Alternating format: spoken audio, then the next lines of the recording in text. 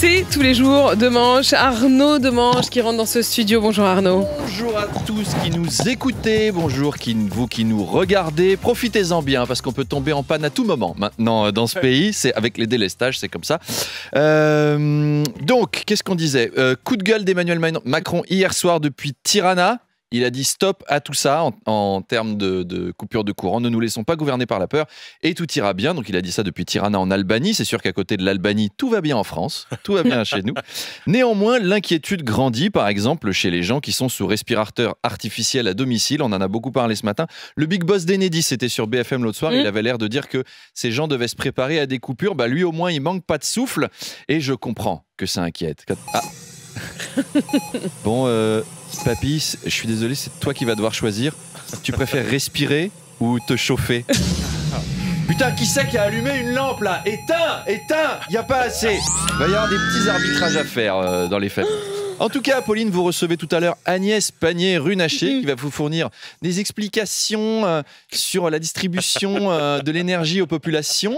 Et je sais que je ne suis pas gentil avec vous, Pauline, parce que vous allez penser à sa diction à chaque fois qu'elle dira un mot ancien. Il faudra faire abstraction. Le pire, c'est que vous savez quoi, Arnaud? Hier, en préparant l'interview, hier soir, j'étais en train de bosser et en bossant, j'entendais dans ma tête, elle parlait comme vous. Et ben, ça va nous faire une très belle interview à 8h40. Je vais guetter vos fous rires. Bon, le parti d'Éric Zemmour, Arnaud, Reconquête, fêtait ses 1 an avec un grand meeting ce week-end. Oui, et alors dans ce meeting, on a entendu Guillaume Pelletier, le numéro 2 du parti. Vous l'avez entendu, son intervention de fin. Il en a marre d'être discriminé. On l'écoute. Je suis même un homme, je suis blanc, je suis hétérosexuel. Je roule au diesel et je me chauffe au fioul. Ça suffit de stigmatiser les hétérosexuels qui se chauffent au fioul. Moi, tous les jours, j'ai des amis qui ratent des entretiens d'embauche ou un appart. Dès qu'on apprend qu'ils sont hétérosexuels et qu'ils se chauffent au fioul, leur dossier passe pas, quoi. Comme par hasard. Chez Zemmour, pour vous faire acclamer, vous avez juste à rouler au diesel et être blanc. C'est peinard quand même. Les exigences politiques sont pas très hautes en matière de leader. Alors, ça va, Charles?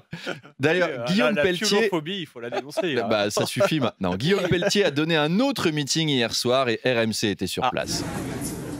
Oui, je suis hétérosexuel. Je roule au diesel. J'ai pas une bagnole électrique de tapette et je vais pas m'excuser. J'ai un gros gag d'hétérosexuel qui marche au pétrole. Si je veux du courant, j'ai juste à bifler mon compteur Linky. Et je mets des préservatifs en plastique, Madame de Malherbe, qui finissent par étouffer des tortues de mer. Et j'en suis fier. Tiens, tant qu'on parle de la bande à Zemmour et Bolloré, restons sur CNews. Cette semaine, Jean-Marc Morandini proposait vraiment un sujet très intéressant. Mineurs isolés, l'impuissance de l'État. Et il sait de quoi il parle. Lui, il n'est pas du tout impuissant devant les mineurs isolés. Eh bien, toujours faire confiance aux experts. Et maintenant, les amis, on part pour de folles aventures dans votre ville préférée. Nous allons à Saint-Étienne. Cuir moustache, cuir. Voilà. Faites chauffer le poppers, attachez vos lanières, en route pour la Loire. Et oui, car à Saint-Étienne, Arnaud, une large partie des conseillers de la majorité municipale a manifesté son soutien au maire, Gaël Perdriau, accusé d'un chantage à la sextape gay sur son premier adjoint. Oui, il faut toujours recontextualiser. Mais... Donc, il a été soutenu par sa majorité. On les comprend, les Stéphanois. Pour une fois que quelqu'un met un peu d'animation dans cette ville, ils n'ont pas envie qu'il s'en aille. Hein. Enfin, il se passe un truc à Saint-Étienne. Donc, ils sont 32 à le soutenir, malgré tout ce qu'on sait sur Gaël Perdriau. Ça veut dire quoi?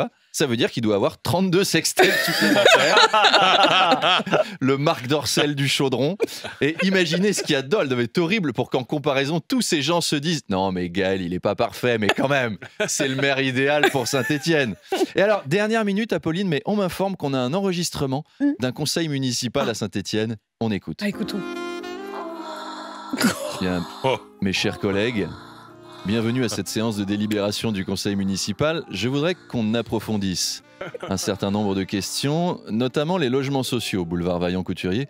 J'ai eu sur mon bureau un certain nombre de rapports effectués par plusieurs d'entre vous. Et Christiane, votre dossier est très orienté à gauche.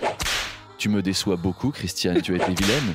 C'est pourquoi j'ai pris la liberté de faire venir un expert, un vieil ami de droite. Guillaume, c'est à vous, prenez la parole. Je suis hétérosexuel. Les femmes s'évanouissent devant mon chibre en uranium enrichi.